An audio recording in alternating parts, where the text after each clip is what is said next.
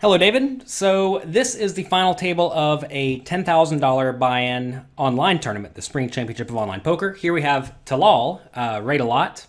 We also have Noels, who is Sean Winter, who may or may not play the $1 million tournament. He's been playing a lot of the bigger stuff. He is pretty much an absolute lunatic. We also have Gunning for You, who is Scott Seaver. We may encounter him. And then, who was the other one? Oh, Luckbox. Luckbox is John Jawanda. So you see we're playing 15,000 big blind, or 150,000 big blind. So 20 big blinds deep for John Jawanda, 30 for Gunning for You. I'll try to use real names. It's hard for me. 25 for Sean Winter, and then a lot for Talal. Talal ends up winning this. So we're just going to go through it and see what happens. I imagine here this player is going to shove all in. I would definitely shove all in. Oh, that's loud. Let's see. Let's turn that down. And easy fold for Talal. I have this sped up to go a little bit faster.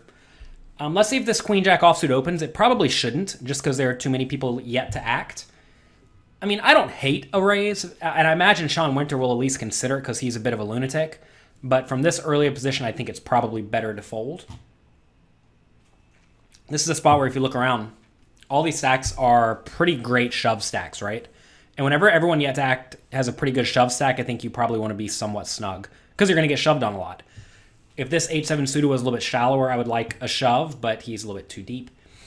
And now this 8-4 suited should probably defend. I mean, if you know someone like Sean Winter is going to be opening quite wide, you need to be defending quite wide. On this board, though, pretty easy check fold. You have absolutely nothing going for you. You could better check this Queen Jack. I would typically check because you're only really concerned about a king coming off, and a king's not the end of the world. If you are going to bet, you want to bet small, and as you see there, he bet a third pot, so it's perfectly fine and acceptable. Ace-10 suited under the gun is a fine, call it a bluff hand. You can raise it and then fold if you get jammed on. That's definitely what I would do. Notice the somewhat small sizings, which I think is fine. Once you start to get shallow, even if you do think everyone else plays great, I still think small sizings are going to be better than big sizings for the most part. And here, I guess it's going to get back to Talal and he's going to defend, but you don't really love defending here. And now clear check fold. This is another spot where the ace-10 suited doesn't really mind checking. If he bets and gets raised, it's really miserable. But if it goes check-check, there really aren't that many bad cards for you. I mean, yeah, 9 or an 8's kind of bad, and a queen or a jack are kind of bad, but everything else is pretty nice. Now you can just check, check, check, check, and then you can call a river bet, right? So I think Luckbox, John Jawanda played this one great. You maybe can value bet that river. You can go either way, really. It's probably fine just to check. Especially, that's a situation where if you're playing against good players, you want to be more inclined to check because they're going to check shove all in sometimes, and that's a pretty bad spot for you. So in that scenario, I'm fine checking, but if you told me we were against someone who you think is never going to bluff you or rarely going to bluff you, then you can be way more inclined to value bet. So here, this is one of these spots where I actually don't mind a fold. Going back to the idea of equity realization, remember how we talked about if there's a raise, call, you need to fold stuff like this? Against an under-the-gun raiser, or early position raisers in general, you're going to find your equity realization goes down quite a bit. However, since we are against Sean Winter, who I know is a bit on the looser side, I would be more inclined to call there for 1 big blind more into a 5 big blind pot, whatever it would be. So I think you probably need to defend that hand right there. All right, pocket threes should likely fold, again, just due to being in early position. You're going to find that 5s, 4s, 3s, 2s, especially with a medium stack, are quite problematic. Because if you raise and someone 3-bets, you just have to fold. And if you raise and someone calls, you're often going to end up with garbage. So I would probably have just folded this. From these first 3 spots, 9-handed, you really do need to be quite snug. Again, gunning for you is Scott Seaver, who is also a bit on the loose and splashy side in general. So I'm not surprised to see him raise this. Interesting that we have I Read Books, who I don't know who this is. He just elects to call. I guess it's worth mentioning. I have not Googled these players. I probably should have Googled them, but I just knew those 4 off the top of my head. I'm a little bit surprised we didn't see an all-in. I probably would have just shoved this, and I would be shoving here whatever GTO optimal a GTO is, and it's probably going to be just mostly like good hands, maybe something like eights or better, and then maybe ace jack suited better, ace queen and better, maybe ace jack offsuit, ace 10 suited, something like that. Stuff to go too wrong doing that. But he decides to call in slow play. Now Talal on the button likes to call, which I think is fine. Pretty rough spot for the queens. Notice if he just jams pre-flop, he just wins the pot. And instead he's going to get in this spot where he should probably check fold. It's highly likely someone has an ace. I like the threes give up.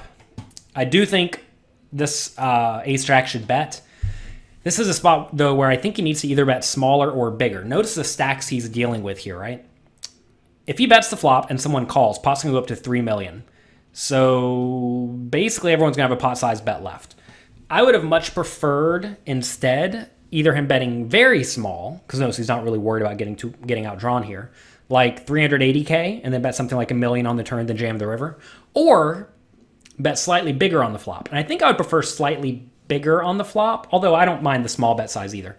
I think as you are shallower, you probably want to be more inclined to use a small bet on the flop.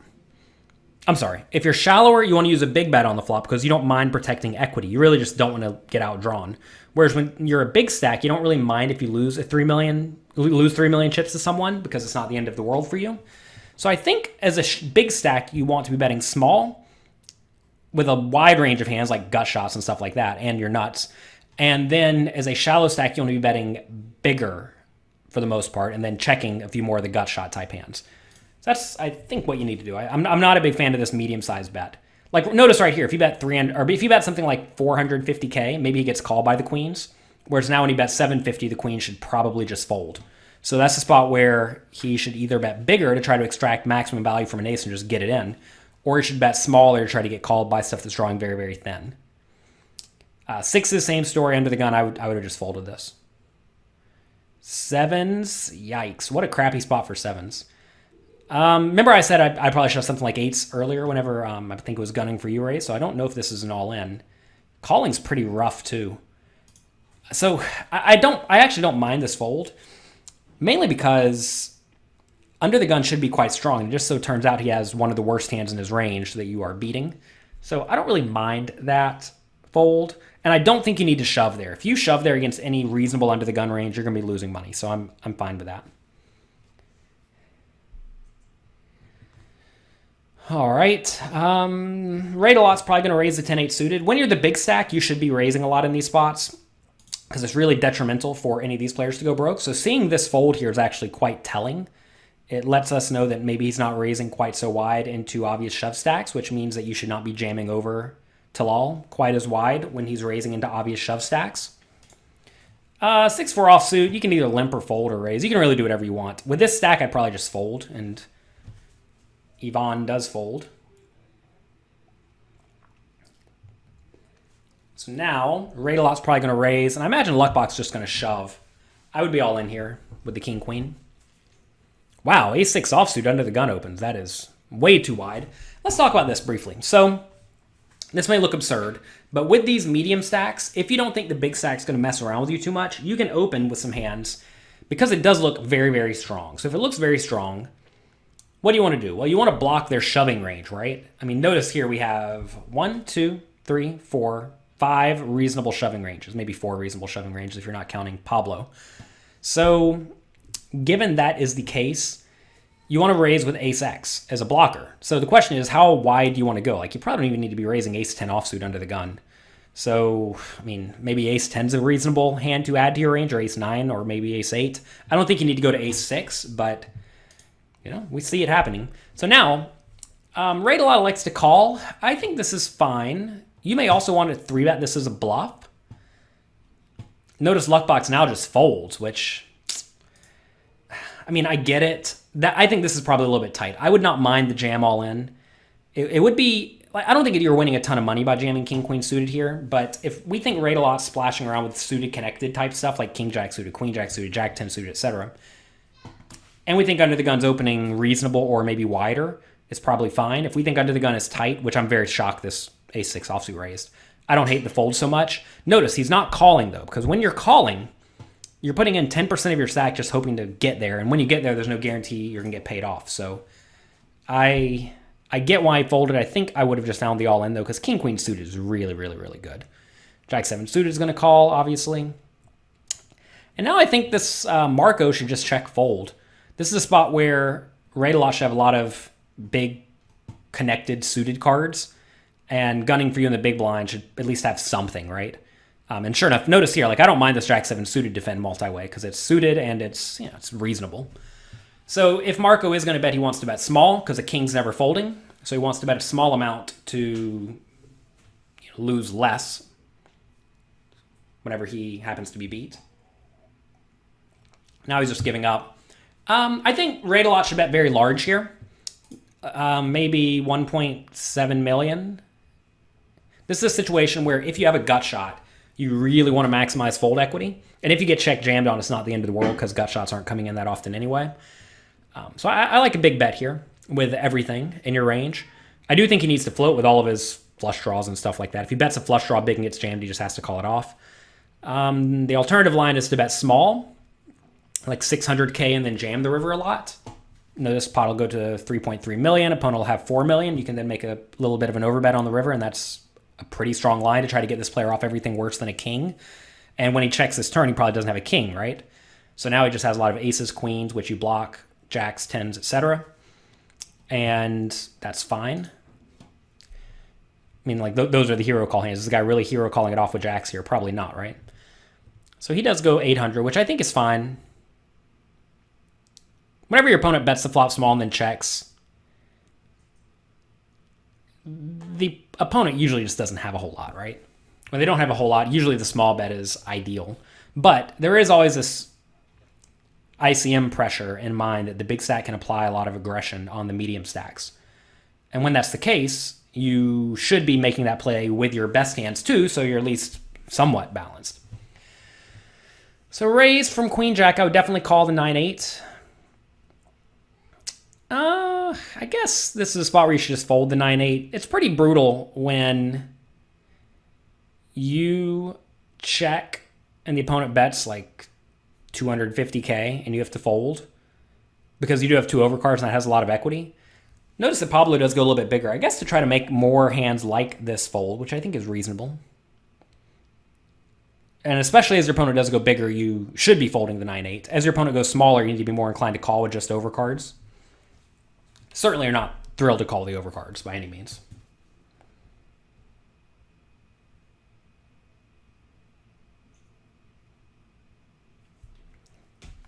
So ace-9 suited opens, which is fine.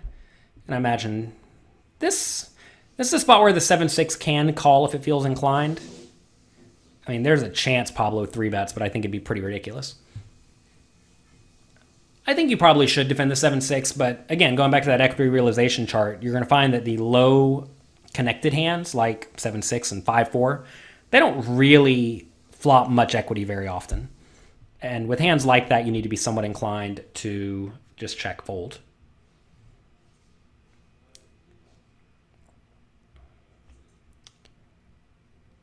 So here, this is a spot where this medium stack can open kind of wide. If you take a look at the stacks yet to act, this is the final table. If you take a look at the stacks yet to act, none of these players really want to bust before Ivamiya. So for that reason, that lets whoever the biggest stack remaining of the players in the hand, which is Pablo, it lets this player open slightly wider than normal. So I'm not going to say he should open, but it's at least a consideration because of the stack sizes. 10-7 suited is not great. If it was 10-8 suited or 10-9 suited, I think you probably just need to raise it. And now this ace-3, notice it's again the biggest stack of the remaining stacks, definitely needs to open as well. And I think this ace-10 suited just needs to be all in. This is a spot where a button's opening quite wide, and ace-10 suited is great. And it does go all in, so perfectly fine and standard there.